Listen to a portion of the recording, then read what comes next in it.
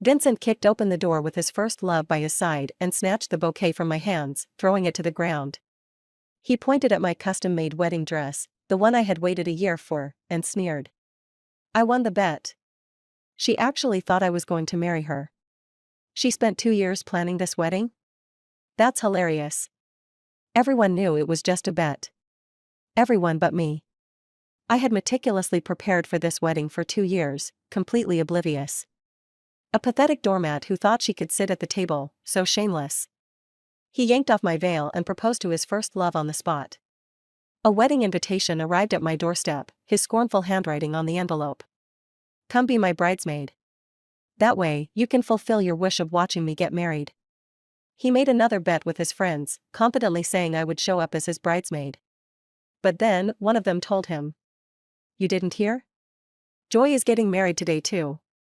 The bouquet I had chosen myself lay crushed under Vincent's shoe, my veil falling right onto the scattered petals. Vincent and his friends left the wedding venue with mocking laughter, the framed wedding photo at the entrance knocked over by his foot. I had spent 2 years planning this wedding, only to realize I was nothing more than a pawn in a game between him and his first love. He won the bet, and she agreed to marry him. Now, he had won. I, the foolish, self-deceiving doormat, had seriously and wholeheartedly prepared for this wedding. I really thought that after 8 years of being together in secret, we were finally going to go public, that he and I would have a happy ending. But in the end, it was all just a bet. He used my dignity to win over his first love. At this moment, the wedding I had poured my heart into was a joke. The wedding dress I had waited a year for was a joke. But the biggest joke of all was me. As I left the venue, I saw something unusual. Vincent, who never updated his Instagram, had just posted a new photo album. It was a series of pictures of him and Kate, his first love. His friends flooded the comments. Congrats, congrats. So the doormat really did go through with the wedding? That's hilarious. Wish I had been there to see it. Now that you've made it official, do you think Joy will still chase after you? Of course she will. That fool spent 2 years planning a wedding for Vincent, and in the end, it was all a joke.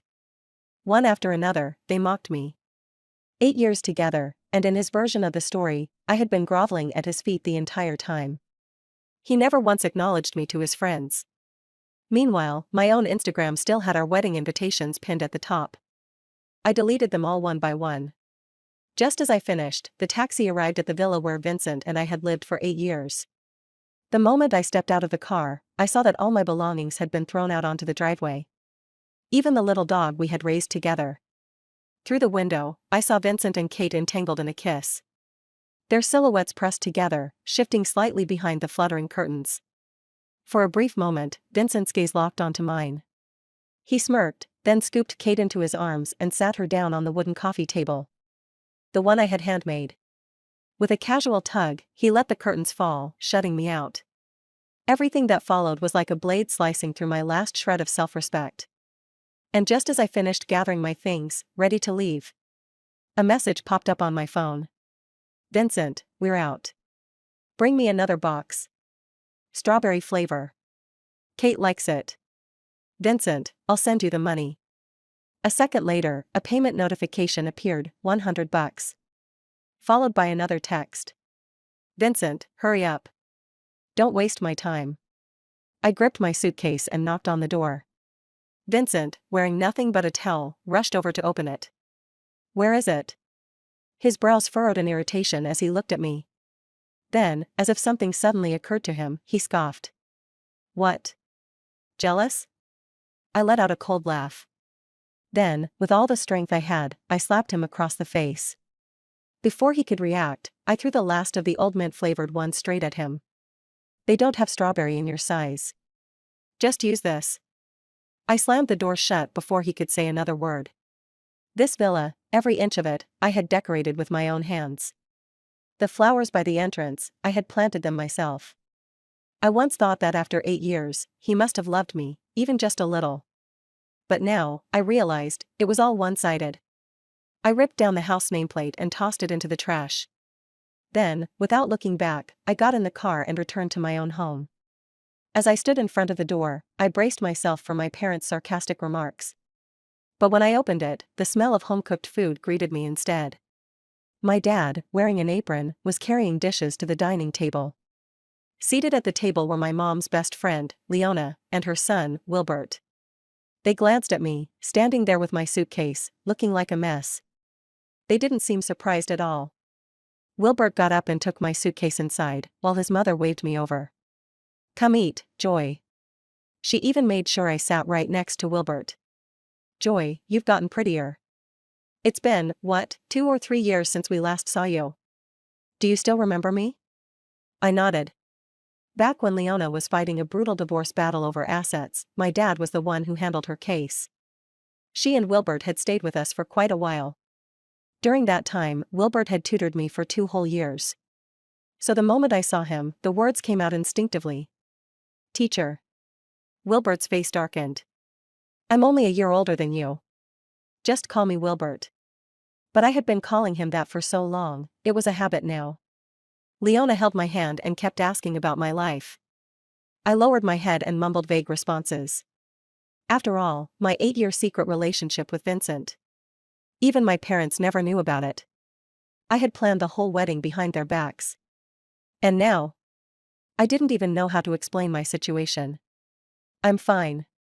Everything's fine." Leona chuckled. "I meant, do you have a boyfriend?" I answered without hesitation. "No." For a split second, my parents exchanged a glance with Leona. Then, all three of them smiled in a way that felt a little too synchronized. Leona and Wilbert stayed with us for a few days. She frequently went to the hospital, and her condition visibly worsened. Until one night, Wilbert finally couldn't hold back anymore. His voice was hoarse when he spoke. "Joy, will you marry me?" I was stunned. He lowered his gaze, his hands clenched into fists. "My mom doesn't have much time left. She really likes you, and she wants to see me get married before she goes. But she doesn't want to force you. We can just have a wedding, put on a show for her. When she's gone, I'll explain everything." His eyes were red, his voice choking up as he spoke. My parents also joined in persuading me. "Okay." I agreed while eating, without much hesitation. After everything that happened with Vincent, my perspective on weddings and marriage had completely changed. Leona was my mom's only close friend, and helping her fulfill her wish to get married seemed far more meaningful than being part of Vincent's ridiculous bet. I had no reason to refuse. As soon as I agreed, Wilbert and I began the intense preparations for the wedding. Maybe I was just too busy, but I had completely ignored everything about Vincent. I never blocked him on any platform, yet unlike before, I no longer secretly checked his updates over and over. It was as if I had gradually erased him from my life. That day, Wilbert and I were picking out wedding outfits. Just as I stepped out of the fitting room after trying on a dress, I saw Vincent. Standing beside him was Kate, who stared at my dress and said seriously, "I saw this dress first. Take it off. I don't like other people wearing my clothes. I can't believe you're this shameless, following me all the way here. Hurry up and take it off. No one's even marrying you, so why are you trying on wedding dresses?" Kate reached out to yank the dress off me. Without even thinking, I slapped her. "You're desperate to fight over a man who's already been used, but you suddenly have a cleanliness obsession over a dress? I really can't tell if you care about being clean or if you're just pretending. Besides, this dress was custom made for me." "Wow, you really lie without hesitation.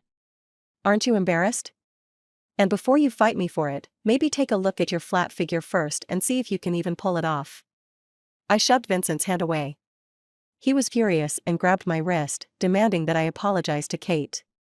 Apologize to her? Or deal with the consequences? Hearing that, I almost laughed. Consequences? What consequences could there be between us now? I looked at him with interest and asked, "Oh? What consequences?" He seemed confident, like whatever he was about to say would be something I couldn't handle. He pulled out his phone and pointed it at me. "I'll block you on every platform. You'll never be able to see anything about me or contact me again." Oh. What a terrifying consequence. To the old me, the one who once waited desperately for his love, this might have been devastating. But now, I understood that to Vincent, I was nothing more than a plaything. He had never truly seen me as a person. So why should I be afraid?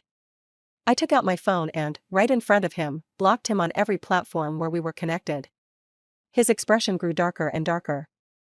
By the time I blocked the last account, he was practically shouting, "Joy. An apology isn't happening.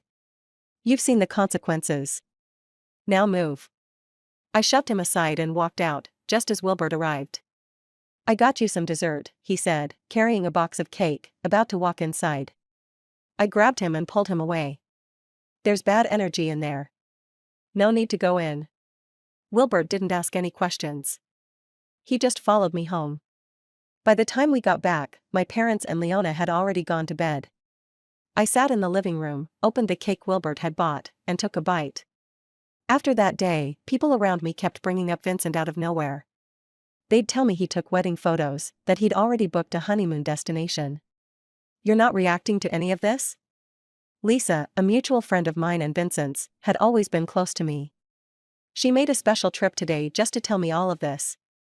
I looked at her and said, "What kind of reaction do you want? Should I cry and beg him not to go? But that place. It's where you always dreamed of going with him. And now he's taking someone else. His decisions have nothing to do with me." I handed her a wedding invitation and gave her a few extras. "Hand them out to whoever you want. Doesn't matter if they come or not. You're getting married?" I nodded. Lisa was so shocked that even when she left, she still hadn't processed the fact that I was getting married. That night, I received a message from an unknown number. "Be my bridesmaid. I'll give you the chance to witness my wedding up close." It was Vincent. I didn't reply. I focused entirely on preparing for my own wedding, going over every detail with Wilbert again and again. Eventually, I fell asleep in his arms, only waking up the next morning. On the wedding day, for the first time, I truly felt like I was the main character. Leona and my parents woke up early to help me get ready, and Wilbert had even hired the best makeup artist for me. Some relatives even assumed that Wilbert and I had been dating all these years and that we were a perfect match. My parents were overjoyed. Meanwhile, Vincent had started another bet. As the bridesmaids anxiously asked why there were 3 groomsmen but only 2 bridesmaids, he smirked. "There's one more on the way." Lisa, one of the bridesmaids, casually asked, "Who?" "Joy." He spoke with absolute confidence. I made a bet that Joy would come be my bridesmaid. No matter how unwilling she is, she'll come running in the end. She's probably on her way now. Get her dress ready. Lisa nearly choked on her drink and coughed a few times before saying, "You don't need to wait. Joy is getting married today. Why would she be here for you?" She even pulled out the invitation I gave her to prove it. When Vincent saw my name next to Wilbert's on the invitation, he exploded in anger. He yanked his tie and snapped at Lisa, "Why didn't you tell me earlier? And why did she only give you an invitation? Are you helping her put on a show?" Lisa was speechless. He was the one who told everyone not to mention me. And now he was blaming others for not telling him. Vincent called me repeatedly, switching between different phone numbers. But the wedding ceremony was long and busy. My parents and Leona's relatives were all present, and Wilbert's friends had flown in from abroad. We had guests to greet and countless things to handle. I didn't even have time to check my phone. Even after the wedding, when we finally returned to our room, I hadn't looked at it once. As soon as I sat on the couch, exhaustion hit me like a wave. "Marriage is so tiring," I muttered. Wilbert looked at me and said, "Then hurry up and wash up so you can rest." I nodded. After showering, I was about to dry my hair when he walked over, casually took the dryer from my hand, and started drying it for me. It reminded me of high school. He used to do this too, dry my hair while I sat there, studying. "You're such a great guy. How are you still single?" I asked. Wilbert's hand paused for a moment. He gently gathered my hair, slowly drying it, as if deep in thought. Then, after a long silence, he finally said, "I'm not single anymore, am I?" I almost blurted out, "But this is fake, right?" But for some reason, at that moment, I didn't want to admit that our wedding was fake. The phone suddenly rang, and I picked it up without thinking. On the other end, Lisa's voice sounded anxious. "Joy, Vincent is looking for you. He wants you to answer his call right away." She hesitated for a second before lowering her voice.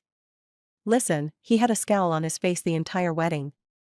I think he regrets it, but you know how proud he is. Maybe you should give him a chance? The call was on speaker, and I noticed Wilbert's expression darken. I replied to Lisa without hesitation, give him a chance. To be the other man? Wilbert and I are not getting a divorce just because of Vincent. There was a brief silence on the other end before Lisa asked, wait. You actually got married? This isn't just an act to spite Vincent? Marrying just to anger Vincent? That was absurd. I was about to deny it outright when suddenly, Vincent's voice came through the speaker. There's no way you could love someone else. You followed me around for 8 years like a pathetic fool, and now you expect me to believe you're in love with another man? Stop lying to yourself. His voice made what was supposed to be a beautiful night suddenly feel disgusting. Before I could respond, Wilbert's voice interrupted. Babe, it's late. Let's go to bed. It is our wedding night, after all. There's still a lot to do. Then, without waiting for a reply, he hung up the call. When our eyes met, I noticed the redness in his, like he was angry and hurt. I wanted to say I didn't expect the call to be from Vincent, but before I could, Wilbert asked, so you spent 8 years of your life on that man? I was at a loss for words. Wilbert suddenly pulled me into his arms. His heartbeat was steady against my ear, as if it held all the answers. I wanted to explain those 8 years, but all he said was, he's nothing but a bad memory. If you don't care, then I won't either. That night, he opened a bottle of wine a friend had gifted him. We talked about everything, years of memories, regrets, and unspoken thoughts. At some point, the bottle emptied. Everything that happened afterward felt natural, so natural that when I woke up the next morning, I almost thought it had been a dream. That is, until I realized I could barely move. Wilbert walked out of the kitchen, looking fresh and energized, carrying a tray of breakfast. I made your favorite. There's avocado. I nodded and walked over to the table. The sight of the breakfast took me back to my high school days when I used to beg Wilbert to wake up early just to take me for this meal before school. Back then, he would ride his bike, taking me across town just so I could have a bite. But in the years I spent with Vincent, I'd hardly touched avocado, because he hated it. Now, as I took a bite, an unfamiliar wave of emotion welled up inside me, an indescribable sense of grievance. Maybe it wasn't the avocado itself. Maybe it was the realization of how much of myself I had given up in those 8 years. Tomorrow night, I have a class reunion. Do you want to come with me? A reunion? Wilbert had studied abroad, and I had already met some of his friends at our wedding. They were friendly, and we got along well, so I agreed. But from the moment I said yes, Wilbert became so excited that he told all his friends. He even went out of his way to pick an outfit that matched mine. That moment made me pause. In all the years I was with Vincent, I was never invited to his social gatherings. The one time he did bring me along, it was only to use me as a shield to avoid drinking. His friends never liked me. They made sure I knew it. But on the day I married Wilbert, his friends, all of whom had flown in from overseas, knew my name the moment they met me. They even knew about my past with Wilbert and treated me with genuine warmth. It was then that I realized, Wilbert must have talked about me to them a lot. In his eyes, I was someone worth mentioning. And that's why, the moment they met me, they welcomed me. A wave of emotions washed over me, and I instinctively tugged on Wilbert's sleeve as he excitedly picked out our outfits. How about we make this real? He froze for a second. Then, without any hesitation, he agreed. We set a date to register our marriage. The next day, Wilbert left early for the reunion, while I went shopping with my parents before heading over. On the way, I stopped by a boutique I used to visit with Vincent. The moment I walked in, a staff member recognized me and hurried over. Miss, Vincent was here just a few days ago. He ordered a custom suit for you. Are you here to try it on? For me? You must have misheard. He probably ordered it for someone named Kate. Vincent and I are not connected anymore. The staff member quickly pulled up the order details and checked again. No, it's definitely for you. It even has your old measurements. I glanced at the receipt, and it was laughable. When we were together, Vincent almost never bought me clothes unless it was for a special occasion. Yet now, he had hired a top designer to make me a wedding dress? For what? We thought you were marrying Mr. Vincent, so we specially selected this gown. I chuckled and held up my hand, showing off my wedding ring. I did get married. But not to Vincent.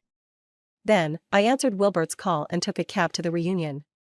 As soon as I reached the entrance, I heard a familiar voice. Well, well.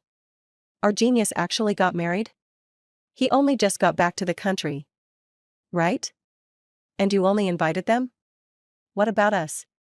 Are we not classmates too? It was Vincent's voice. Vincent and Wilbert were classmates? I was stunned for a moment before I remembered Wilbert and Vincent had gone to the same high school. And they had both studied abroad for university. But I had never once thought they knew each other. Wilbert met Vincent's gaze and said, I sent you an invitation. But you were busy getting married that day. Vincent's expression faltered for a moment. Then, as if realizing something, he stared at Wilbert with a look of disbelief. Don't tell me. Your wife's name is Joy. Wilbert nodded. She's here too. Then, without hesitation, he walked over to me, took my hand in front of Vincent's friends, and smiled. I greeted everyone naturally. Vincent, on the other hand, stood frozen, unable to say a word. Wilbert then asked, everyone brought their partners today. Vincent, why are you here alone? Vincent let out a cold laugh. Then, looking straight at me, he said, alone? You're holding my girlfriend's hand. And with that, he reached out to take me back. I quickly dodged. After stepping back, I hid behind Wilbert. I would never be a homewrecker. And my husband is right here, where would I even have a boyfriend? I raised my voice, especially when I said husband. It was the first time Wilbert had heard me call him that directly, and he immediately broke into a smile. He grabbed my hand and raised it high, standing right in front of Vincent. If I remember correctly, your wife's name is Kate, right? Well, I made sure she got invited too, wouldn't want you feeling lonely. At some point, Kate had already arrived. With red-rimmed eyes, she rushed forward, grabbing Vincent's hand, demanding to know why he had run away on their wedding night and ignored her ever since. But Vincent wasn't looking at her, his eyes were locked on me. The moment he saw me and Wilbert about to leave, he completely lost it. He shoved Kate to the ground. She cried out in pain, and only then did Vincent glance back at her. Then, turning to me, he said, even if you wanted to get back at me, you didn't have to marry just anyone. Do you even know who he is? He's not a good guy. I've known him for years, I know him better than you do. You need to listen to me, he's only using you as a replacement. He used to be a total player, dated countless women, even when he was overseas. I listened with a smile. Before Wilbert could say anything, I cut in, and you think you're any better? How dare you talk about someone else? Besides, I knew him long before you did. I've known him since we were kids. Leona used to bring Wilbert over to visit all the time. He even stayed at my house frequently. I knew him better than anyone, after all, I'd learned everything about him straight from his mother. I never had a single doubt about him. I trust Wilbert completely. No matter what you say, you can't change the fact that we're married. You should focus on your first love instead of trying to have it both ways. With that, I held Wilbert's hand and walked out. Vincent wasn't ready to give up, he chased after us. He has a girlfriend. They've been together for years. All our college friends know about it. At that moment, Wilbert's hand felt cold in mine. I tightened my grip. Whatever explanation you have, we can talk about it later. Right now, we can't lose our momentum. After I said that, he gave a quiet in agreement. The reunion ended on a sour note. Kate caused a huge scene, and Vincent finally stayed quiet for a few days. When Wilbert and I got home, we were silent for a long time. He didn't know where to start, and I didn't know how to ask. A few days passed like that. Then, the day before we were supposed to register our marriage, he couldn't hold it in anymore. He took the initiative to tell me everything about his past. We sat across from each other. Honestly, I had already prepared myself for the possibility that I'd always just be someone's substitute. But the first thing he said was, "That person was you." I froze. He told me about the time he had stayed at my house when his parents were getting divorced. That was when his feelings for me started to change. But back then, I was preparing for my college entrance exams, and he was about to go abroad for university. He forced himself to be rational, convincing himself that he couldn't selfishly disrupt my life. He thought that after we separated, his feelings for me would fade with time. But overseas, no matter how many people pursued him, he always found himself thinking of me. The letters I wrote, the messages I sent, even the simplest holiday greetings, I had no idea how many times he reread them. He had even made a scrapbook, printing out everything I had ever sent him. One by one, he pulled out the pages and showed them to me. Seeing that, I asked him directly, "Then what about your so-called longtime girlfriend?" Wilbert's expression darkened. "Wasn't it you who asked me to pretend to be your boyfriend to fend off those guys chasing you?" That time, my roommate happened to overhear, and since I never dated anyone, they assumed I had a girlfriend of many years. Even my mom believed it. Leona had always thought we were secretly together. That's why she used her illness as an excuse to push things along. I looked at Wilbert. "So, the person you've loved all along, was me?" He nodded. That night, we talked for hours. I told him everything about the past 8 years, and I let him know that I had completely let go of Vincent. As for Wilbert, back then, he was smart, handsome, and amazing at everything. How could I not have had feelings for him? But that kind of youthful infatuation came and went quickly. After he left, my love letter accidentally ended up in Vincent's hands, setting off this 8-year-long misunderstanding. From the very beginning, my relationship with Vincent had been built on a mistake. He thought the unattainable person I wrote about in my letter was him. But back then, I had never even noticed him. That one letter tied everything together, and I had always wondered why I kept giving in to Vincent. Why, no matter how many times I doubted his feelings for me, I still stayed. And then, I finally realized. I was never the one being used as a substitute. Vincent was. He just assumed I couldn't live without him. But in reality, I had only been drawn to him because, in certain ways, he reminded me of Wilbert. I had never truly understood my own feelings until now. All those misunderstandings had only led to pain. But at least, now, everything was clear. On the third day, when we went to register our marriage, we were much more relaxed. I held onto his arm the whole time, leaning against him closely. We had been too excited, waking up too early, so we decided to grab breakfast before heading over. Just as we sat down and placed our order, I saw Vincent approaching. He was holding a neatly packaged suit from that very store, along with a bouquet of roses, walking step by step toward me. "Joy, give us another chance." As he spoke, he dropped to one knee, pulling out a ring box. Wilbert was still outside on the phone, seemingly unaware of what was happening. Meanwhile, Vincent was already grabbing my hand, trying to slip the ring on. When he saw my wedding band, his expression darkened, and he reached out in frustration, trying to yank it off. "Let go. That hurts," I shouted. Vincent, his emotions spiraling, said, "If it hurts, then why are you torturing me like this? Do you have any idea what I've been going through these past days?" He pointed at himself. "I can't sleep. Every inch of my place reminds me of you. You're being way too cruel. If you wanted to punish me, fine, but why fake a marriage?" "Fake marriage?" I stared at him. "Wilbert and I are really married." Vincent let out a cold laugh and interrupted me. "Save it. I already looked into it. You two never registered anything. You deliberately scheduled this to match my wedding date. You wanted me to come find you." He started rattling off his own assumptions, convinced that he had figured everything out. He thought Wilbert and I had known each other for a long time, and Wilbert was willing to play along with me. That wedding was just a formality, just to make him regret it. Vincent yanked me over. "Your little tricks are pathetic." I saw right through them. "I promised you, if you come back to me, I'll divorce Kate. Then I'll give you a grand wedding, whatever you want, it's yours." I looked at him, feeling too drained to even say another word. When I turned around, I saw Wilbert standing right behind Vincent. "Let go of my wife." That one sentence made Vincent turn around and look at him. Without another word, he threw a punch. Wilbert caught his fist in an instant. Vincent, refusing to back down, sneered, "It's just a fake marriage. Why are you taking this so seriously? Don't tell me you actually want to have it both ways. Listen, I already got your girlfriend's number.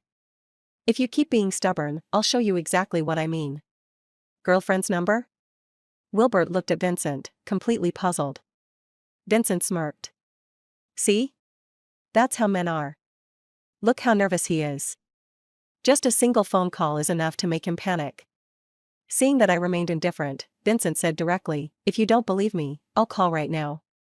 Confidently, he raised his phone and quickly dialed the number. A crowd had already gathered, waiting eagerly to see how this would play out, including me. The phone rang for a few seconds, and suddenly, a ringtone echoed from nearby. Everyone slowly turned to look at me. I opened my bag, took out my phone, and saw a missed call on my work number. At that moment, I understood everything. The so-called girlfriend's number was just my work phone.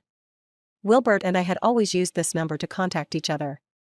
The company covered the phone bill, which was much cheaper for international calls. So they mistakenly assumed that number belonged to his girlfriend.